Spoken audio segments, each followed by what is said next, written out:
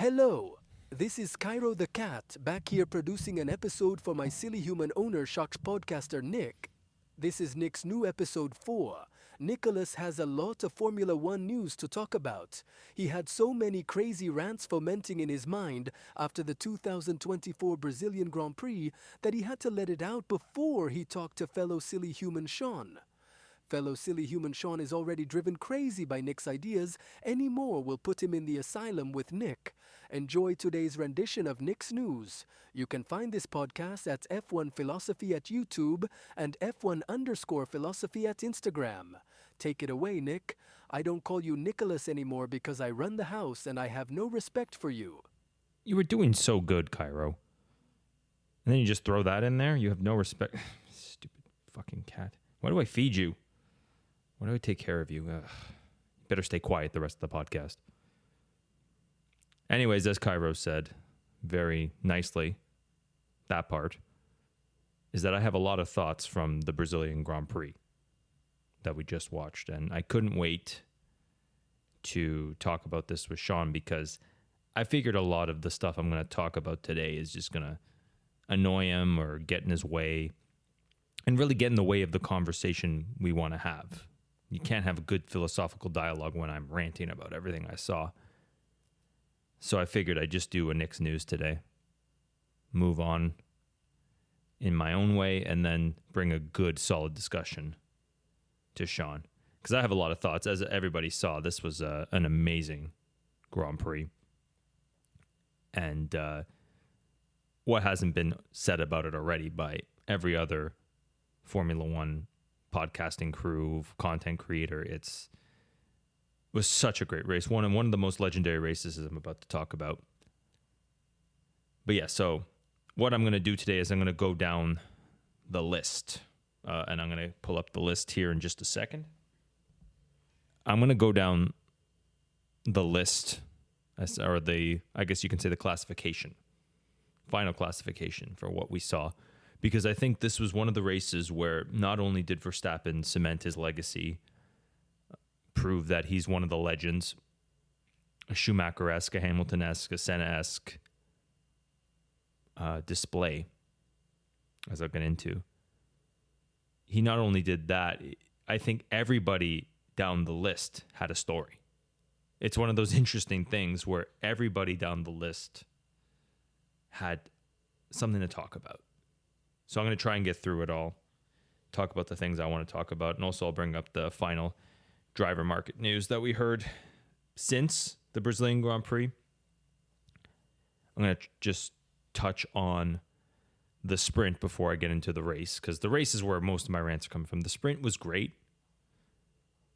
but I think for the most part, it was uneventful in the sense that much of the grid finished where it started. You did see a surprise in the sprint from Alpine, from Gasly finishing in 7th, and Perez once again underperforming, getting an 8th.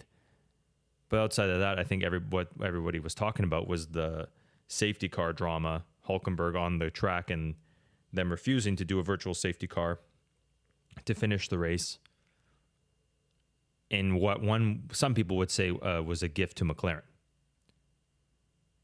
And like I said, I'm going to save this one for Sean. I'm not going to talk much about it right now. But I think to me, it's pretty obvious that that's what happened. If you look at it, it's like Hülkenberg's walking on the track and they don't call a virtual safety car until right after McLaren finally did their switch. The switch of positions to give Lando maximum points. Sean and I will talk about this more, and I think this is something I don't want to talk about my own because I think Sean will have the rules behind it. He will say whether or not this was bullshit. He'll have the bit more of the background. I could do all that. I have other things, other fish I want to fry. It was pretty nonsense to me. You wait until after they switch to call the safety car, and then you give Verstappen a ridiculous 5-second penalty for being too close to Piastri. What else did you want him to do? Really, what else did you want him to do? Like, there's half a lap to race. He wants to race him as close as possible. Just finish the race under the safety car if you don't want that. Don't give him a 5-second penalty.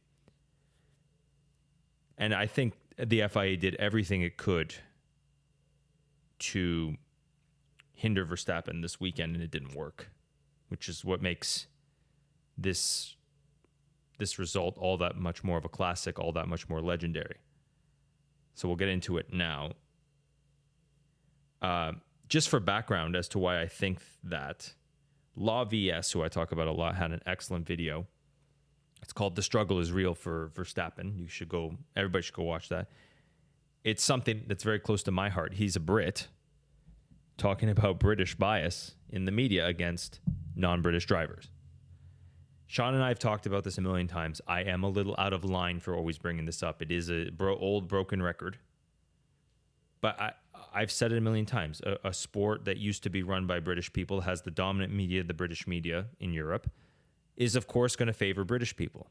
And the video is about the media bias, how the media made a villain of Michael Schumacher versus Damon Hill. And he thinks he's seen that right now. Like, for Norris is the good guy, Verstappen's the bad guy as far as the British media is concerned. And that's why everything is being spun in a way that, oh, it's justifiable what they did in Brazil because, it's fair. It's only fair. Max has had the FIA calls go his way. Now it's Norris's turn to make things fair. No, nothing's fair. It's about what's right. This is an excellent point that was made in The Dark Knight. Harvey Dent wants, after he's become Two-Faced, he wants what's fair. He's going to kill people because it's fair, because he lost everything. And Batman says it's well, nobody says it, but it's the lesson you learn. It's not fair. Will create catastrophes. Fair will create firing squads. You want what's right, what's morally right, even if it's not fair in the moment. So yeah. And if anybody's hearing that, that's unfortunately Kairo trying to interrupt this conversation. Bad boy.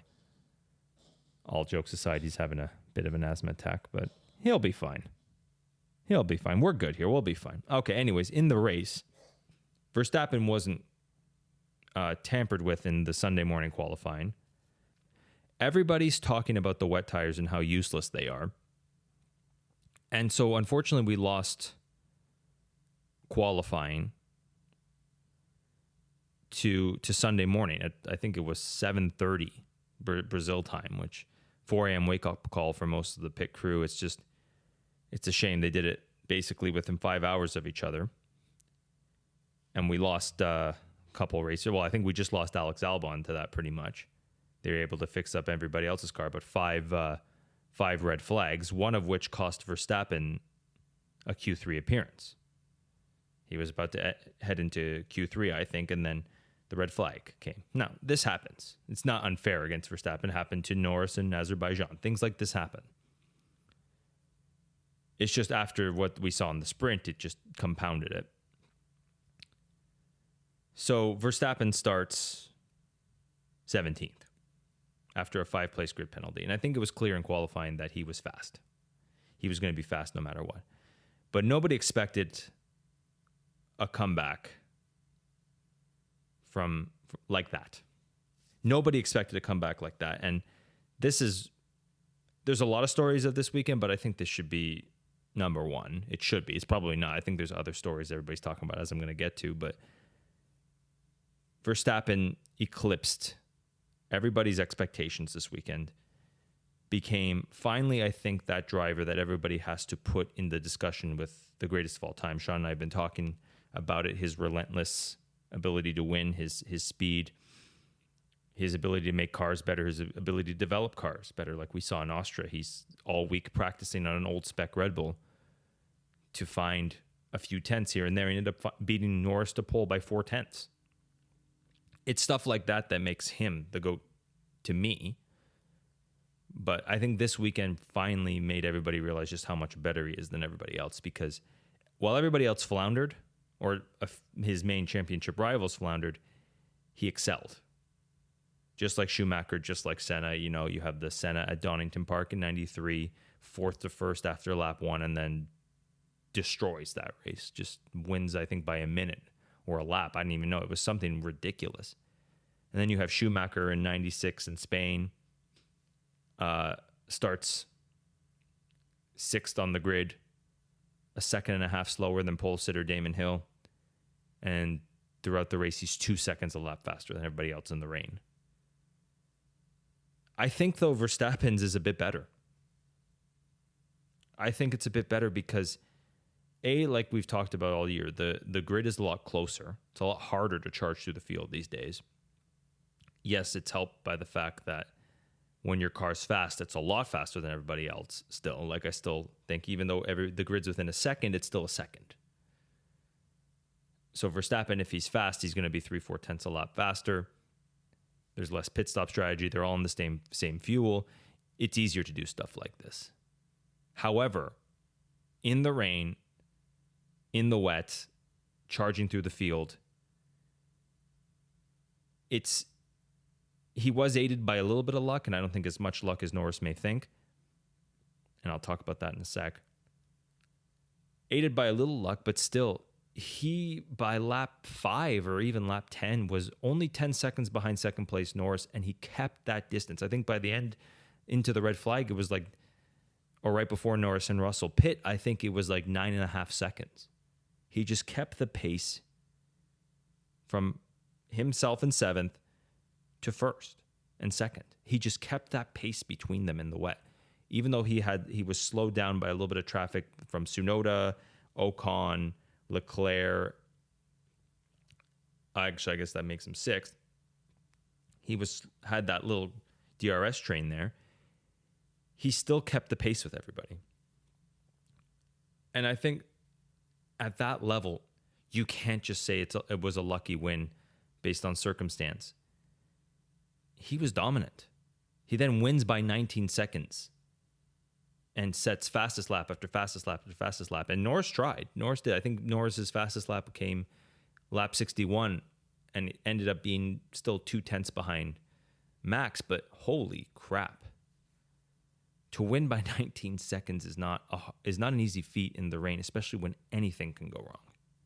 One little slip, one little millimeter. Max had to be perfect. I'm intrigued to hear his onboard between him and GP. I'm sure GP told him to slow down a million times. And he didn't bother. He did not care. And it's just exceptional. Starting from that far back on the grid, basically last. There was someone in the pit lane, I think it was Sainz. Or Albon or somebody. No, Albon was out of the race. And he just had to make his way back. I think at the end of the first lap, he was 11th. You can't not call him one of the best at that point in time. We saw Hamilton in 2008 win by a minute. I think if Max had more time, he would have done something like that. Hamilton's coming out party, I think, in Britain 2008, that was one of the big reasons he won that championship. And he said himself he couldn't even see, which shows just how far down Formula One's become. Like they used to let them drive in invisible conditions. Now they red flag the race or safety car the race if it's too wet. Just get rid of the wet tire. Sean and I are going to talk about that more, but just get rid of the wet tire at that point. But yeah, Max still had to get past almost everybody and then had to deal with a race restart. And this is why I think Norris's comments of the red flag being luck are a little out of line. Because the grid was still close at that point. And going into turn 1, you could still see Max. So Max still had to deal with all that, still not get involved in any slip-ups, any crashes. He still had to navigate that field. And it took him, I think, 2 or 3 laps to get past Ocon, and then he just never looked back. But he was genuinely faster than everybody else. And that needs to go down in the history books. And I got to say, I think he's won the title now. I've calculated it. I think the max that Lando can get in points is 83. So it's 8 for a sprint. And then 3 wins, which is 75. And that's assuming Max doesn't get any points. I think he's down now by 62, 63. So you're basically saying Max Verstappen has to get 25 points in the next 3 races, including sprints. So 4 races or 3.5 races. I think it's done. He silenced all his critics. There was a lot of pressure on Max. There was a lot of belief that he's just not going to pull it off, or Lando's going to come through and slip one in because Max's car is just not good enough. We got the great equalizer which is rain, and you saw who the real champion was. And I don't know this for sure. I might be wrong, but there was a talk. You remember in the Schumacher documentary when Michael finally beat Häkkinen in 2000 and won for Ferrari the first time, all the pressure was off him. And Ross Brawn talks about it. It didn't matter what car came at them after that point. Michael drove with the freedom. Michael drove with this freedom, like, I'm just going to win. I'm just going to be happy and win. I think Max is going to do that now too. McLaren are probably going to be fast in Las Vegas, and it's a car I think probably somewhat suited for their car, or a racetrack somewhat suited for their car. But Max is now driving with that freedom. He silenced all his critics. I think he's going to win that race. I think he's going to put a stamp on this championship and say, yep, this is mine. Similar to what Hamilton did to Sebastian Vettel in 2018. I always remember that, because Vettel was going to come back in the second half of the season after the break into one of his favorite tracks, Singapore. And I just remember Lewis Hamilton getting pole on the Saturday, standing out of the car, and it was pole by like half a second, and it was just so insurmountable for Vettel. He stood up out of the car, raised his hand, and I think everybody knew at that point in time Hamilton was going to win the championship no matter what happened. And it was true. And I think something similar like that is going to happen now. Verstappen raised his hands in Brazil, and I think he's just going to do it one more time in Vegas. If not Qatar, he'll definitely do it by then. And just make a statement. I think a statement's coming in Vegas. Anyways, I'm going to try and plow through this so I don't get too lost in the weeds. I'll talk more about it with Sean, what we saw with Verstappen. The next surprising story of the weekend, probably the most surprising story, probably the story of the weekend, is Alpine second and third with Ocon and Gasly. And I talk about the great equalizer. They are decent rain drivers. You saw Ocon's first win in Hungary and in the wet. Yeah, everybody else went into the pits, or Hamilton didn't go into the pits, and Ocon just happened to be second because everybody else got knocked out. It was a case of circumstance for Ocon. And then the rest of the race was dry, but everybody else was a pit stop behind, and he held his own, so that's that. And Gasly, his third in Zandvoort 2023 in the wet. They're both good. They're both decent wet drivers. But the Alpine, I don't know why, and I'm going to ask Sean, Alpine seemed to be suited to this track and this conditions at this time, and they took advantage of it. And Ocon came second by three seconds, 3 and a bit seconds over Gasly and Russell. So that's not an easy feat. So he held his own in second, and Gasly held off Russell. So that was a good drive by both of them. And I think they got the most points this weekend after all that, because Gasly got 2 in the sprint, and then they got 33 in the race. That's more than Verstappen. Verstappen got 31. So I'm pretty positive they got the most points of the weekend. And it's going to completely change the constructors now. They're in 6th, 3 points up on Haas, 5 on Alpha, Tauri, AV Car, whatever the fuck they want to call themselves. I don't think they hold it, but I think if they will, they have to do it in Vegas. They have to get points in Vegas. Ocon finished 4th in Vegas last year. Gasly has to do something similar, because I don't think they're going to be favoring Ocon in a dry track. They're going to favor Gasly. Ocon, once again, it was just a case of circumstance. A good qualifying. 4th, finished 2nd, got past Tsunoda really, and then had pit stops from everybody else, held off until the red flag, and then just held his 2nd. Gasly made his way up from 13th, which is even more impressive in an Alpine. So great work on that. And but if they're going to do it, they got to do it in Vegas. Now, they got to get some points in Vegas and cement 6th. Otherwise, I think it's just going to be Haas's to take back, and maybe even V-Carb, because they are the more consistent pair, whereas Alpine, this is just like an outlier. As Sean will talk about, there was a steady gap of of 16 or 14 points that they had up until this point. Yeah, 14 points because they're at 49. So they had this steady in 21 races. They only got 14 points.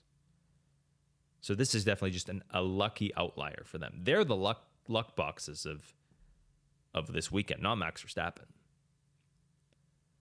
So yeah, we'll see. We'll see what goes on with Alpine. That's pretty amazing, pretty impressive. I'm going to ask Sean why he thinks the car was geared for this weekend.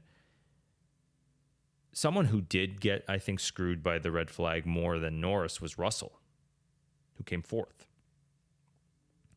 And considering how bad the Mercedes was this weekend, how much Hamilton was struggling with it, and how Russell just seemed to be on it all weekend no matter what was thrown at him, to have the lead, to take it from Norris and to hold it for 30 laps, and then to say, I don't want to pit and get proven right by his team who pitted him too early, would have had track position. I don't know if he would have held it off of Max because Max was just crushing everybody at that point, and he couldn't get past Gasly. But he could feel slighted that he was the one that got unlucky. What would have happened? He probably would have finished second. Maybe even held on. Who knows? I doubt it. But he's someone who could feel like he got screwed. And he's been a good wet weather driver. I was watching, what race was it? It was something in 2023, and he was just...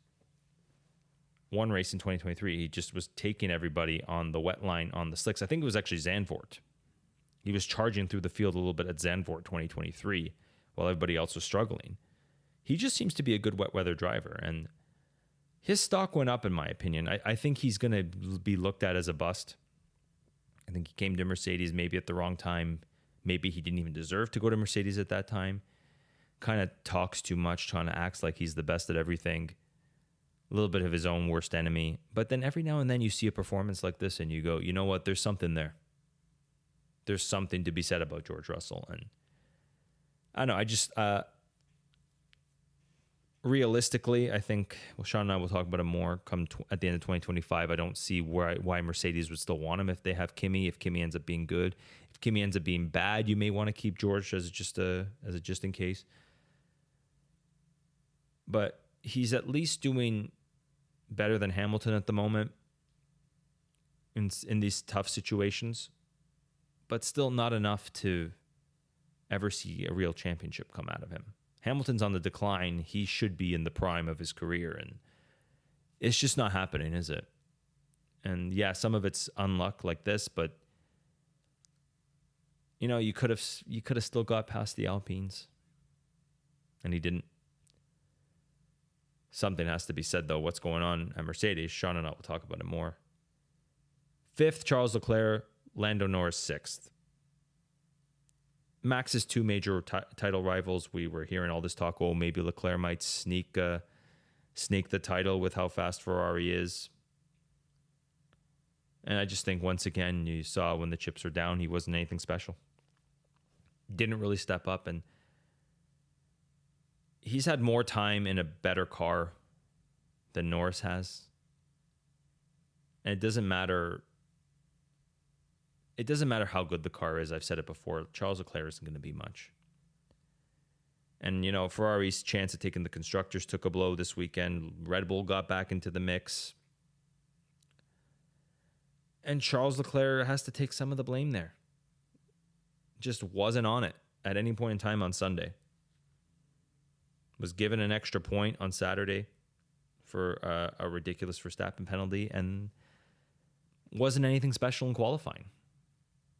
And, you know, champions are made in these conditions. We could have seen Norris become the champion we all thought he could be. But I think it's safe to say Leclerc's never going to be that guy, no matter how much he just thinks it's a lack of car. And Norris, you know, I don't want to take him out of context. I think that's what's being happened right now with the whole it's just luck thing. I'm going to listen to it again and see if that's the case. But that's such a bad comment to make, you know. Yeah, it was lucky for Max that he got a red flag. He could do a free tire change. but it could also be considered lucky for you in the sense that you're right behind him or close to him, 4 positions down on him after the restart. You could have still made that up back. Like, you were still close to him. It was basically, treat it like a safety car restart from stopping. It happens. And you got very lucky the early part of the weekend. Max got, I guess, his quote-unquote luck in the Sunday. But Max also made his luck. Max also won by 19 seconds, Lando. That's not luck. Max has set fastest lap after fastest lap. If you set fastest lap after fastest lap and it was just a case of, oh, I got stuck behind some cars in the wet early on and I had to hold my position because there was poor visibility. Yeah, but that's not what happened, is it? That's not what happened. And like I said, champions are made in the wet, and everybody's being a little harsh on you. Jordan and Coulthard talked about it. Coulthard's trying to be nice to him, saying he still believes Lando could be a champion one day. Yeah, he also believes Charles Leclerc can, but that's neither here nor there. But Jordan is saying, I don't see it. And it's like, we'll give him some more time. We'll give him next year. But with the way things were going for McLaren, with the fact that you had pole, with the fact that you lost first to George for the first 30 laps, and then you spun off the road to put yourself in 6th when you probably could have passed Leclerc, maybe even got past Russell at some point. You know, that's not luck, Lando.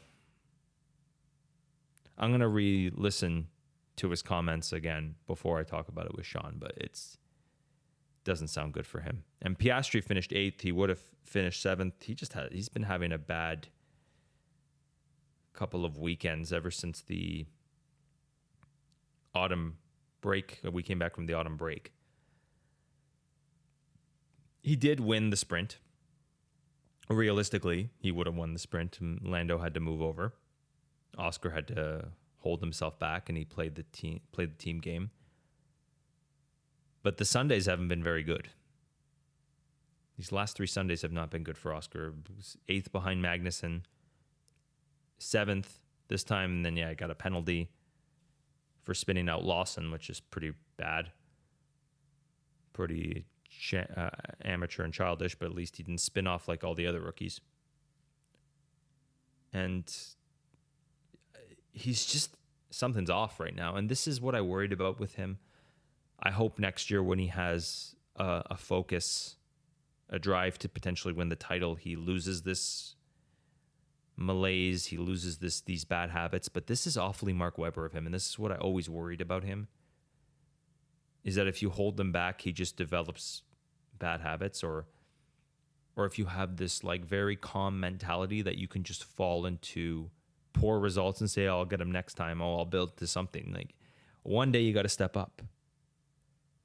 One day you got to get angry. And I think he was angry after one of the races. I think it was Mexico. I was like, good, use that, cherish that. But it didn't happen this weekend, did it? Tsunoda and Lawson, 7th and 9th. Some very valuable points for RB. Good job by Yuki. Yuki, I think, had, if not for the red flag, he came out on wets faster than everybody. He could feel slighted by the red flag. Sean and I were texting each other during the race and saying, Yuki's on for a podium right now. And then the red flag happened. And I don't know, something seems to happen to Tsunoda. He's a very momentum type of driver. He has to keep the train moving at all times. Otherwise, he just kind of gets really slow. And you saw after the restart, he just wasn't the same. That's always been, I think, his issue. He's just up and down, inconsistent. It's still a good result. You should be very proud of what he did. Could have maybe had a podium if things worked out rightly, but finished ahead of Lawson. And Lawson, I think out of all the rookies, was the one who stayed on the track, and I think there has to be something said about that. Nothing special enough, I think, to warrant a Red Bull seat like is being talked about, and I think that's slowly being cut off from potential, like from that potentially happening. I think people are starting to realize he's maybe not there yet, and if he ever will be, especially because there's a lot of Colapinto to Red Bull or VCarb being talked about. But I wouldn't, considering what we saw with Colapinto. I'll just say this now. His 12th was very disappointing. Crashed in qualifying, crashed in the race. Yeah. Like I said, champions are made in the wet, and he was very, very slow at times and just very off the pace. And the only one he seemed to be dueling with was Hamilton, who also was very much off the pace in 10th. Not much to say about Lewis. He just complained all weekend. The car wasn't suited for him. He was hurting his back, and him and old man Alonso, those guys are, Hamilton's about to be 40 at the end of next year. Yeah, these things happen in the car. They're still tough cars to drive at times. Like, maybe you should pull over for the younger drivers. You did all you could, and you guys are clearly not getting better. But yeah, Lawson versus Colapinto, I would take Lawson after what we saw last weekend.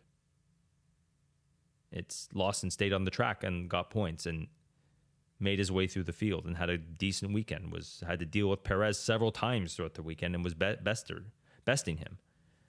I wouldn't put either of them in the Red Bull, to be completely honest. I think, like I've said a million times before, Daniel Ricciardo was the one for the Red Bull. Why we've given up on him is something I'm going to delve into more in a bit, but it was still a good result for Lawson. He's catching my eye slowly, but maybe one more year at VCarb makes more sense than him being pushed into the Red Bull. Definitely more than Colapinto being jumped, skip over Yuki, skip over every one of their former young drivers or current young drivers like Isaac Hadjar. Second in F2. I think it's because it's his second or third season there that they don't think much of him. He hasn't really impressed, and he's been on a 4-race, 2 sprints, 2 features, pointless streak when he had the lead. Lost it to Bortoleto, which we'll talk about more in a bit. So they don't see much in him. They don't see much of a future. But don't skip over Yuki for 2 very average drivers at the moment. Maybe Colapinto and Lawson can develop into something, but maybe Yuki, after this weekend, maybe you should give Yuki the chance he deserves and see what happens, even just for a couple races, like you did with Gasly back in the day. Albon. Things happen. Try it. See if it works. I don't know. Colapinto, to me, after this weekend, seems, dare I say, good, but not special. Anyway. Hamilton 10th, like I said. Sergio Perez, what else is there to say? Sean and I will probably talk about it more. 11th out of the points. Lost to someone who was clearly uncomfortable with their car. Yeah, you've been complaining about the setup of the car. You've been complaining about the floor. You've been proven right. But you don't fix it. You don't get better. You keep getting worse. Out of the class of the 2010s, you, Valtteri, Bottas, and Daniel Ricciardo, you have the least wins of the 3. You've fallen off more than the other 2, in my opinion. Yeah, Danny's definitely didn't look like his old self. He was a shadow of himself. But Sergio's just bumbling it every weekend in a way that Danny didn't. Danny at least had flashes of brilliance. Sergio hasn't had a flash of brilliance since Azerbaijan, but still, as Sean explained, caused the accident. It's just not working there. And he had, I think, the perfect opportunity this year to push for the Haas seat, which would have been excellent, the Sauber seat, which would have been excellent. But he really just wanted to stay at Red Bull at a winning car while he's not winning. He's looking terrible, and everybody's shitting on him, and the team doesn't have his back anymore. Horner's not even confirming that he'll finish the season. Like Sean and I pointed out, you could have backed out and been what you're best at, which is a great driver overperforming bad cars, like you were at Sauber back in the day, almost winning a race, almost winning their first race. Sergio Perez was the closest to winning a race for Sauber. Sergio Perez is the only winner for Force India, which became Racing Point, or he was the only winner for Racing Point, which now became Aston Martin. Alonso hasn't done it. Stroll hasn't done it, surprisingly. But that could have been you. And I think you kind of screwed yourself in that regard, and you might be out of a seat because of it. You should have found the first olive branch out. 12th place, Oliver Bierman. What have I said? I have said enough about this kid. I gave him a chance this weekend, and he completely bungled it every step of the way. In a fast Haas, a Haas that was suited for this course. Kevin Magnussen would have been an excellent choice in the wet in that car when he's gotten pole in the wet in that car before. And the car is now improving under Komatsu instead of going backwards under Steiner, where it was a fluke pole in 2022 under Steiner. This could have been a legitimate top 5 qualifying for Kevin Magnussen, and he does good in the wet too. Instead, you wasted a weekend to make a statement. Ollie's our guy in the future. Yeah, what did he deliver? Nothing. Absolutely fucking nothing. And it's disappointing to see. Complained the second he hit Lawson or hit Colapinto, spun him around. It's like, what did I get a penalty for? I'm the one who spun around. And it's like, caused an accident. They just instantly complains, instantly thinks he's God, instantly thinks it's his track. Whatever. I'm done with this kid. This kid's nothing special. Bottas 13th. I'll talk more about him in a sec. Alonso 14th. Old man Alonso finished the race just to for the mechanics, as he said, but his back was killing him and all the bouncing. That had something to do with the resurfacing that Sean talked about. Yeah. Sean already said that in the last episode. Zhou up 20 seconds on Alonso with how many laps to go, and Alonso caught him. I understand the Sauber's bad. It's not that bad. You're that bad. Thank God we're losing this guy. Sainz. I just want to remind everybody, I didn't ever say Sainz was an amazing driver. I said he's better than Leclerc. And my hatred of Charles Leclerc made me elevate this guy more than he deserves. But what we saw this weekend is typical. He was the same in Canada. Just an average driver. If it's not a perfect conditions, he's not that good. See ya, buddy. You're going to the right team. You're going to do very well at Williams, I think, but you should have never been signed by Ferrari. Colapinto, I already talked about him. I like the kid. I want to support him. I did. I said that he was put in a shitty position. But yeah, I already said my piece on that. Albon. God damn, Alex Albon. What a fall from grace this year has been. That you didn't even start. Very Logan Sargent-esque of you. Damaging your car so badly. You did the same thing in Japan earlier this year, or Australia early this year.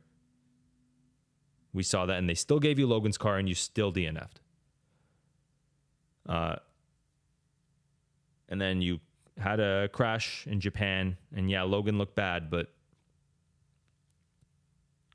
you just haven't really got your foot on this season, have you? And to crash in qualifying in the wet and destroy the car so much that they couldn't even start you it's not looking good. But you're unfortunately, nobody's learned a lesson from you. They're now elevating Colapinto into your position, even though you didn't really deserve your position. And remember, I use the word deserve for a reason.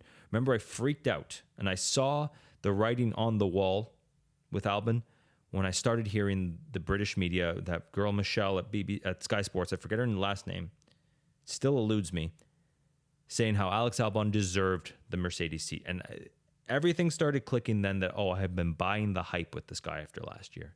He did decent in realistic terms last season. Yeah, he single-handedly carried Williams to 7th. But 7th was 28 points. You're still 9th this year. So yeah, you didn't have help from Sargent. Okay, you have a little bit of help from Colapinto now, and you're still falling off. I think we really overrated and overvalued this guy. Like I said last week, for his Australia 2022 antics, you got 1 point by doing the entire 57 of 58 laps on one set of mediums. Good job. You were the tire whisperer one race, but that gave you your job up until now. You haven't really done much since. You did a little bit last year, a couple incredible 7ths, considering how bad the Williams was. Or was it that bad? Or was just Sargent that bad in comparison? We're not going to know now. But I think we definitely overvalued him big time, and I think it's showing its ugly face. Like, he really is gonna have to get on it next year because Sainz is going to be steady. I think we'll see the real potential of that Williams under Sainz, but he's got to shape up. An honorable mention for the worst performance ever with Lance Stroll. Like I said, I've gone through almost all 20 drivers, and yeah, some were just blurbs. But holy shit. You're now spinning out on the formation lap and beaching your car when you had no business beaching your car. Are you, like Sean said this perfectly earlier in the year, are you even mentally there right now?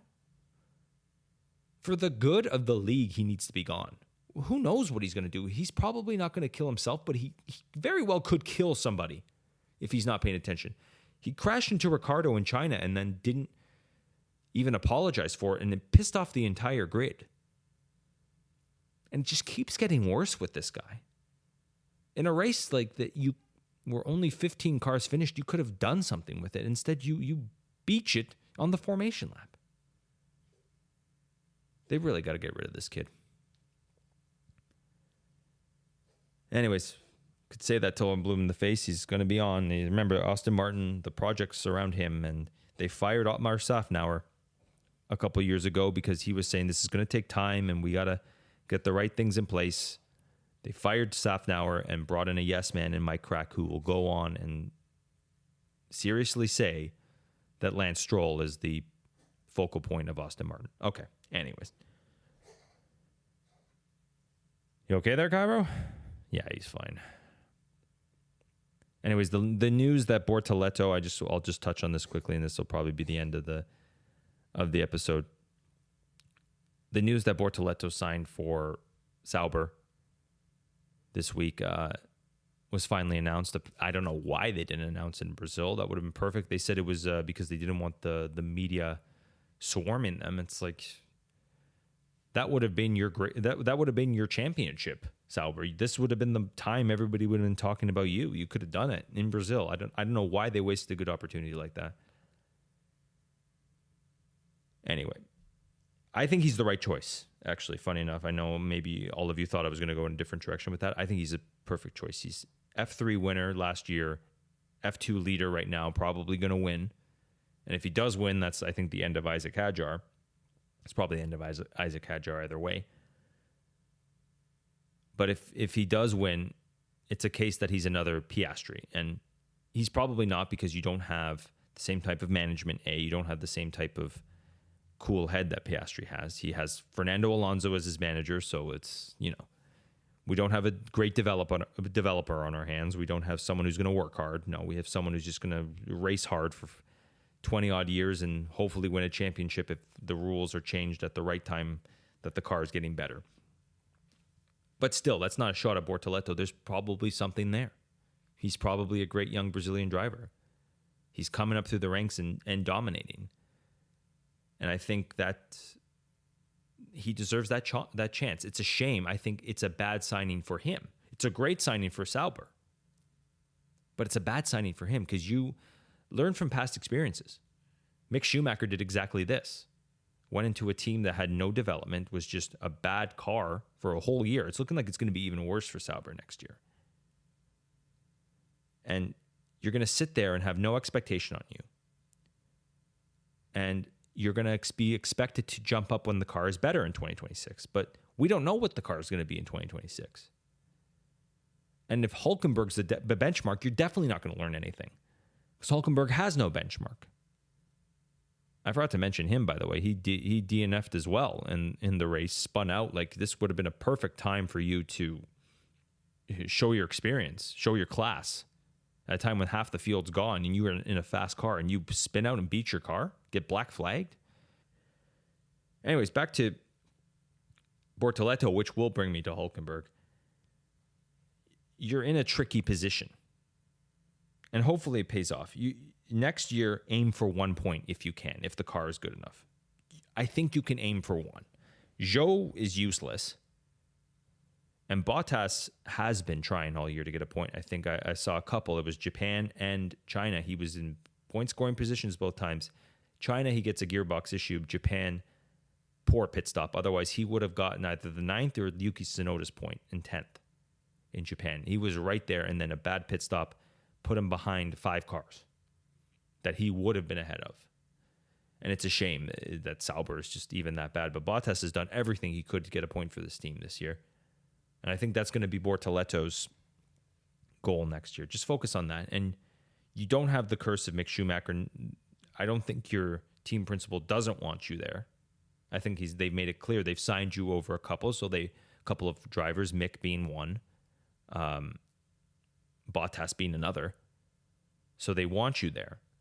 So you're going to have the back end. You're going to do fine there. It's a shame that the F2 champion does not have the pick of the litter of teams. Why is he getting the worst of the bunch when he did the best amongst his peers? Behrman, Antonelli, Lawson, Doohan. He's the best of them. The best of them. And he gets the worst car going into next year? I think that's so freaking ridiculous. And I think he's in this position because a lot of teams this year, they scrambled for their drivers. And a lot of drivers scrambled for contracts after, like I said this early on in the year, Nico Hülkenberg took a turd in the 2025 Driver Market Punch Bowl. Signed for a team right away. And why that team wanted to sign him, especially when the guy who signed him has now been fired. And I've been trying to find the articles going into this episode. But there's rumors going around in a couple of the news articles, I don't know, like reports, we'll say, saying that Binotto doesn't want Hülkenberg. And has made it clear. So you just wasted a seat on a 38-year-old driver who's never gone on the podium, and you drop 10-time race winner Valtteri Bottas, who got several podiums at Williams. And they're sitting there saying, oh, Bottas' age is a factor as to why they didn't sign him. Then what the fuck are you doing with Hülkenberg? Who's 2 years older than him? What are we thinking here, people? What is going on? What happened? He did nothing to keep his seat. Nothing. I've brought this up a million times. I'm sorry for bringing it up again. The Australia 2023 is the only thing that's keeping him on, and he was a 9th that turned into a 7th.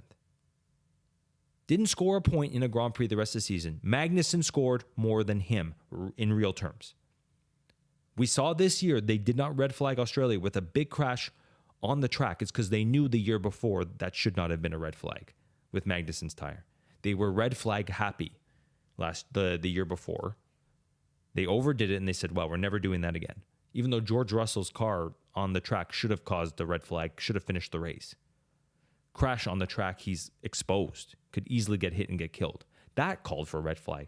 Not Magnussen's, which changed the whole course of Hülkenberg's career. If Magnussen has 3 points and Hülkenberg has 2, which is what actually happened last year, are we still talking about Nico Hülkenberg in a seat? Who gives a shit that he's a good qualifier? Good qualifying means nothing. Is Charles Leclerc a champion? And if Nico Hülkenberg is happy to get 9ths and 6s if there's a bunch of DNFs in front of him, what was Sauber thinking signing that for 3 years? And he's 38. You're going to be stuck with a guy until he's 41 who never got a podium in 224 races? 227, actually, 224 race starts. I have the Wikipedia page in front of me. 227 and counting. What the hell did you think he would be a better choice over Valtteri Bottas, 10-time race winner? And if Bottas can't wrap his head around this car, what the hell is he going to do? And you're sticking him with a young talent, Bortoleto. Bortoleto's supposed to learn from him? He's going to be destroyed by him. Not by results. I mean like by habits. He's going to develop bad habits. It's just ridiculous, man. The end of this driver market, we've seen some people are finally gone. Like I said, Zhou's finally gone. Magnussen's finally gone. Sargent's finally gone. Yeah, we lost 3 of the worst. But now, unfortunately, we've lost Ricciardo and Bottas. 18 wins between them. 24 if we include Perez, which looks like it's a distinct possibility now that he'll be replaced by Sixth place in the points, Franco Colapinto in F2. Nothing special there. Sorry, I'm going to say it now. He's good, not special. He was supposed to just have a 9-race cameo. They're talking him up for some God-forsaken reason. 2 10th places don't mean anything. People are saying, oh, he's feisty. He's aggressive. Okay. So was Mick Schumacher. I'm sorry to bring his name up there. He had his moments too. I was looking back at some of his races. There was some stuff there. He's called good, not special. That's what I see in Colapinto. I've tried to keep Mick out of the discussion. I'm glad he didn't sign for Sauber, which would have been the same situation as Haas. It just proves my theory correct that F1 just doesn't want him. They're not seeing facts with him. They're not seeing context with him. They're not seeing actual results with him. One moment they'll say his 2021 stint with Haas was a success. You know, he had no pressure on him. He was just in a bad car. There was nothing expected of him. It was a success. And then out of another side of their mouth, they sit there and say, 43 races, only 12 points. Okay, so what is it? Was 21 a point scoring car, or was it not? Okay, that means he was 22 races, 12 points. It's not great. It's not exceptional, but it's not half that bad. The first year didn't count. And by the way, I looked it up. He got 2 appearances in Q2 in 2021 with that car. It's pretty impressive. Zhou Guanyu this year, you want to guess how many appearances in Q2 with a car that isn't that bad as we're seeing with Bottas? 2. Zhou Guanyu gets 3 years. Mick Schumacher gets 2. And if you ask David Croft, Zhou Guanyu deserves another season, which is why they wanted to lower the points to 12th to give drivers like him a chance. He still wouldn't have gotten them. Still wouldn't have gotten a point this year. Anyway, yeah, Mick it's the end of his career now. They don't want him for the fact that his father's a Schumacher. People are saying, he only got his position because his father was Michael Schumacher. No, I must have been dreaming when he won F3, F2, and karting. Every step of the way he won. Must have been dreaming when that happened. You know? Must have been dreaming when he had a top 6 finish, and, Colapinto, Lawson don't have that yet, and we're never going to see that from Bierman. Couldn't get a top 6 finish in a Ferrari. In a track that he's good at, Saudi Arabia. Race-winning Ferrari. We're never going to see that from Doohan. The more I look about Doohan's career, let me just say the facts here. 6th place in F2. Young driver academy of a bad team, a slow team with slow engines. And a lot of hype just to get a certain type of driver in there. His management pushed his way in. If you said that was Logan Sargent, you would be correct. That's exactly what happened with Logan Sargent. They wanted an American in there, finished 4th in F2. Unspectacular junior career. Actually, his F3 appearances were not terrible. He was with Piastri, second to Piastri, much like Latifi. His management pushed him in, Jack Doohan, even though he didn't have the F2 career to show it, and he's going into a team that's fallen off a cliff. That's exactly what Logan Sargent came into. That's exactly what Jack Doohan's coming into. I think he's the next Logan Sargent, personally. And I have a report here. It's if you go look on F1 Oversteer, journalist Ralph Bach talks about the Doohan versus Mick test. I'll maybe post it on the description of this episode. He talks about the Mick versus Doohan test. Jack Doohan was only faster on a 1-lap basis to Mick when the track was admittedly, by Alpine's engineers and management, the French Paul Ricard circuit was faster in the morning. That's when Jack Doohan drove. He was faster on a 1-lap basis. But that's it. Mick Schumacher beat him in every other category. Tire management, long runs, overall pace, ability to manage the car. It was all Mick Schumacher. They still chose Doohan. I think that was a slap across Mick's face, slap across Michael's face, slap across everybody's face for sanity that they chose the worst driver just because the media wanted Doohan over Mick. Fine. Give Jack a chance. Let's see what happens. I think he's the next Logan Sargent. I think Oliver Bierman's the next Nikita Mazepin. And yeah, that's that. We'll see what happens. I might be wrong in all that. There's a great report on the race. I just want to end with this. Valtteri Bottas does not deserve to be dropped like this, especially when the other seat is Nico Hülkenberg, like I already said. They strung him along. They told him there's a potential that if you just do a 1-year term with us, we'll keep you on. He thought everything was in place. He thought he was still going to be signed. He did all he could to get his seat. Yeah, he's not having a great season. But then under his nose, they signed Bortoleto. And yeah, like I already said, Bortoleto is a good choice, but I don't see why this league is okay to get rid of Daniel Ricciardo and Valtteri Bottas and keep very average drivers on the grid. And I don't get it. And I feel for Bottas, but in a way too, I feel the way that he was treated here, but in a way he kind of did this to himself. Sean and I have been talking about it for years. I've mentioned it before. He's become Kimi Räikkönen without the pedigree of Kimi Räikkönen. He's not a champion. He doesn't have that many famous race wins. He just had the best car at Mercedes. But he just kind of settled into a retirement that wasn't supposed to be a retirement. Kimi's exile to Alfa Romeo was Ferrari's way of saying, hey, sorry we fucked with you all those years with Vettel. We're going to try now with Charles. Here's our secondary team. Just go do what you can. Just go race and have fun, and we won't say a word until you're ready to go. And that's exactly what happened. He got 3 more years, some of them decent, some of them very bad, and just sort of fell off into the sunset. But that's what he wanted to do.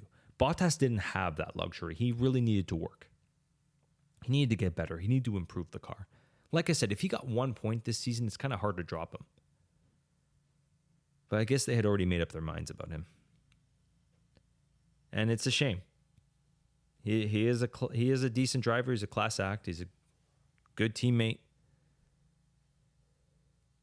Ultimately, I think he just didn't work hard enough to keep it. Last year was a good example of that, where the car wasn't that bad and they still finished 9th, but he just never had that amazing performance. And I think, he needs to... A lot of this blame has to be put on himself. I would say 50-50 him and Audi. He didn't do enough work, and Audi kind of strung him along. Because he would have made a lot of sense at Williams. He would have made a lot of sense at Alpine.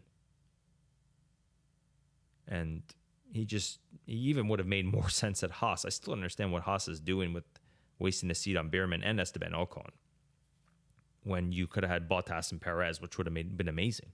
Sauber, same thing. An improving car, a car that's getting better. Bottas would have been exactly the same position that he would have been at the beginning of 2022 with Alfa Romeo. He scored almost 60 points in the first half of the season and barely scored any after that as the car development started to fall off. But he'd be something similar at Haas. I think they would see them eclipse their points total with Bottas and Perez, but it's a discussion for another day. Yeah. So those are my thoughts of everything we've seen the last couple weeks. I'll be back to talk more about it with Sean, and we'll also give some Vegas predictions. It's going to be a cracker. I think we're going to see like I said, I think we're going to see the champion come out of Vegas, but I could be wrong about that. We will see, though. If you hate everything I just talked about, if you hate my talk about Hülkenberg and Mick Schumacher, save it for the comments. Let me know. I had a lot of thoughts. This was a big explosive rant in a lot of ways, but at least I got into the news at some point. F1_philosophy at Instagram, F1Philosophy at YouTube. Please like our posts. Please like our videos, our shorts.